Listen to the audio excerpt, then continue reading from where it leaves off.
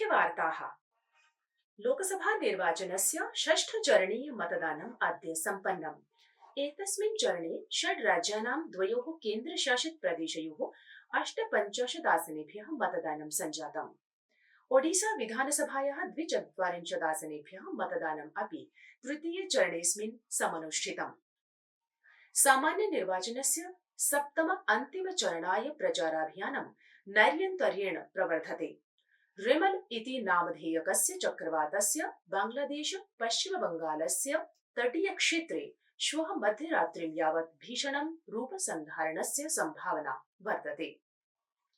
अपि च दक्षिण कोरिया देशे धनुर्विद्या विश्व चषक प्रतियोगितायाः द्वितीयचरणे भारतीय महिला दलेन स्वर्णपदकं विजितम्। अथ वार्ताः विस्तरेण। लोकसभा निर्वाचनस्य षष्ठचरणीय मतदानम् अद्य सम्पन्नम्। एतस्मिन् चरणे 6 राज्यानां 2 केन्द्रशासित प्रदेशयोः 58 आसनेभ्यः मतदानं सञ्जातम्। अस्मिन् चरणे बिहार राज्यस्य 8, हरियाणायाः सर्वाणि 10, जम्मूकश्मीरस्य 1, झारखण्डस्य 4, देहल्याः सर्वाणि 7, ओडिशायाः 6, उत्तरप्रदेशस्य 14, पश्चिमबंगालस्य 8 आसनानि सम्मिलितानि सन्ति। मतदानं प्रातः 7 समारभ्य सायं 6 यावत् प्रचलितम्। मध्याह्ने 3 यावत् 49 मतदातारः मतदान अभ्यासं कृतवन्तः। अस्मिन् चरणे आहत्य 89,800 प्रत्याशिनः समराङ्गणे सन्ति। येषां प्रमुखप्रत्याशिनां भाग्यनिर्णयो भविष्यति। तेषु वरिष्ठ भाजपा नेता मेनका गांधी, मनोहर लाल खट्टरः, मनोज तिवारी, कांग्रेस नेतारः दीपेन्द्र सिंह हुड्डा, कुमारी शैलजा, राज बब्बरः, कन्हैया कुमारोऽपि वर्तन्ते। एतदतिरिच्य ओडिशा विधानसभायाः 42 आसनेभ्यः मतदानम् अपि अस्मिन्नेव चरणे भवति। वरिष्ठ कांग्रेस नेत्री सोनिया गांधी, राहुल गांधी, प्रियंका गांधी, केन्द्रीय मंत्री डॉक्टर एस जयशंकरः, हरदीप पुरी, दिल्ल्याश्च मंत्री आप नेत्री च आतिशी च दिल्ल्याः विभिन्नेषु मतदातृकेन्द्रेषु स्वीय मताधिकारस्य प्रयोगं कृतवन्तः। उपराष्ट्रपतिना जगदीप धनखडः प्रोक्तवान् यत् मतदानं कर्तव्यं शक्तिरपि वर्तते। मतदान अनन्तरम् अद्य नवदिल्ल्यां वार्ताहरान् अभिभाषयता उपराष्ट्रपतिना कथितं यत् भारतं विश्वस्य अतिजीवन्त क्रियाशील प्रभावी लोकतन्त्रदेशो वर्तते। मुख्य निर्वाचनायुक्तेन राजीव कुमारेण विनिवेदितं यत् लोकतन्त्रस्य अस्मिन् पर्वणि सर्वे मतदातारः मतदानं कुर्युः। लोकसभा निर्वाचनस्य षष्ठचरणस्य मतदानं स्थले सर्वाः व्यवस्थाः अपि कृताः। अन्तिम सप्तम चरणात्मकीय लोकसभा निर्वाचनार्थं प्रचाराभियानं प्रचल्यते। दलीय प्रमुखाः राजनेतारः स्वीय दलं विजेतुं कृतसङ्कल्पाः दरीदृश्यन्ते। अस्मिन् सप्तमचरणीय मतदानाय 57 संसदीय विधानसभा क्षेत्रार्थं मतदानं भविष्यति। एतानि मतदानानि 7 राज्येषु केन्द्रप्रदेशे च भविष्यन्ति। जून मासे प्रथम दिनाङ्के मतदानं भविष्यति। निर्वाचन प्राङ्गणे च आहत्य 4,900 प्रत्याशिनः वर्तन्ते। प्रधानमन्त्री भारतीय जनता पार्टी इति दलस्य प्रमुखश्च श्री नरेन्द्र मोदी पाटलिपुत्रे कर्णाटक संसदीय विधानसभा क्षेत्रेषु च जनसभाः सम्बोधयति।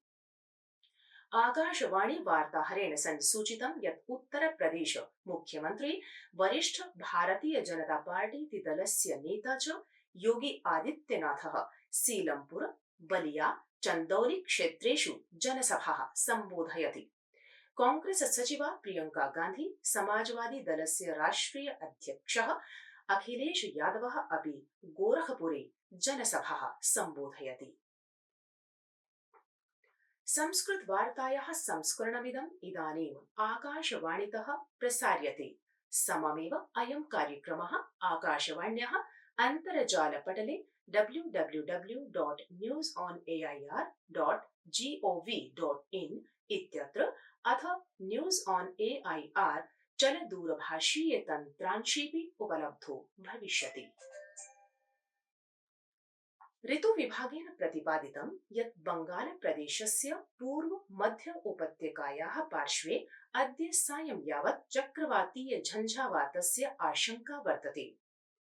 विभागानुसारेण रेमल इति नामधेयकस्य चक्रवातस्य बांग्लादेश पश्चिम बंगालस्य तटीय क्षेत्रं श्वः मध्यरात्रिं यावत् भीषण रूप संधारणस्य संभावना अपि विद्यते।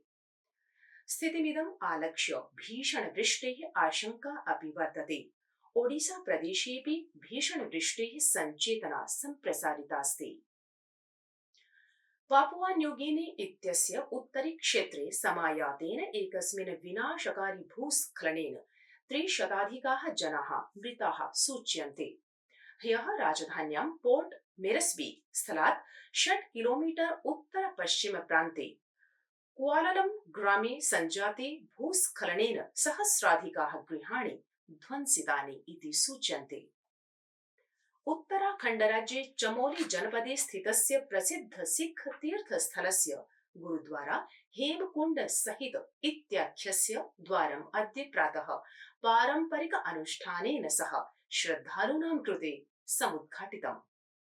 हेमकुंड साहिब इत्याख्यस्य समुचित सुरक्षा यात्रां सुनिश्चेतुं राज्य प्रशासन जनपद प्रशासनाभ्यां तीर्थयात्रावधौ व्यापकी व्यवस्था समनुष्ठिता। तीर्थयात्रिणां सुरक्षां सुनिश्चित्य यात्रायाः प्रारम्भिकेषु दिवसेषु प्रतिदिनं केवलं 35% श्रद्धालवः एव दर्शनाभिलाषिणः भवितुं शक्नुवन्ति। चेन्नई अंडमानयोः एयर इंडिया विमानसेवा आदिनं यावत् स्थगिता। एकस्य वक्तव्यानुसारि चक्रवातस्य रेमल इत्यस्य कारणेन कोलकाता अंडमानयोर्मध्ये आन्ध्रतः पोर्ट ब्लेयर पर्यन्तं सेवाः आगामिनां घोषणां यावत् निरस्तीकृताः, येन हि अनेके यात्रिणः चेन्नई विमानपत्तन स्थानके अवरुद्धाः सन्ति। अन्ताराष्ट्रिय न्यायालयेन इस्राएल देशः गाजा पट्टिकां निकषा दक्षिणीय नगरे रफा इत्यत्र विवादास्पद सैन्य अभियानस्य त्वरितमेव रोद्धुम् आदेशः प्रदत्तः। पीठासीनः न्यायाधीशः नवाब फसलामः ह्यः कथितवान् यत् न्यायालयद्वारा विगते समये इस्राएल देशाय एतस्मिन् संशोधनाय पदक्षेपोत्थापनस्य आदेशानन्तरमेव गजा पट्टिकायां स्थितिः प्रतिकूला जाता। इस्राएल देशीयेन न्यायालयस्य एषः निर्णयः निरस्तीकृतः। संकेतोऽपि प्रदत्तः यत् असौ अस्य सञ्चालनस्य रोधनाय कस्यापि आदेशस्य अवहेलनां नैव करिष्यति। इस्राएलेन उक्तं यत् गाजा क्षेत्रे तस्य सैन्य आक्रमणम् अन्ताराष्ट्रिय विधेः अनुसारमेव आसीत्। पाकिस्तान देशे सहस्राधिकमात्रायाम् उष्णलहर्याः कारणात् बहवः जनाः दुष्प्रभाविताः जाताः। पीडिताः जनाः चिकित्सालयेषु उपचाराधीनाः वर्तन्ते। एतादृशः स्थितयः आगामिषु केषुचित् दिवसेषु दक्षिणप्रान्तेषु प्रवर्तन्ते एव इति संभाव्यते। दक्षिण कोरिया देशे धनुर्विद्या विश्वचषक प्रतियोगितायाः द्वितीय चरणे महिला दलेन स्वर्णपदकं विजितमस्ति। कुआलालम्पुर नगरे मलेशिया मास्टर्स बैडमिंटन प्रतिस्पर्धायाः महिला एकल प्रागुपान्त्यचक्रे अद्य भारतीय क्रीडिका पीवी सिन्धुः थाईलैंड देशीय बुसानन ओ बेम रुंग फान समं स्पर्धिष्यति।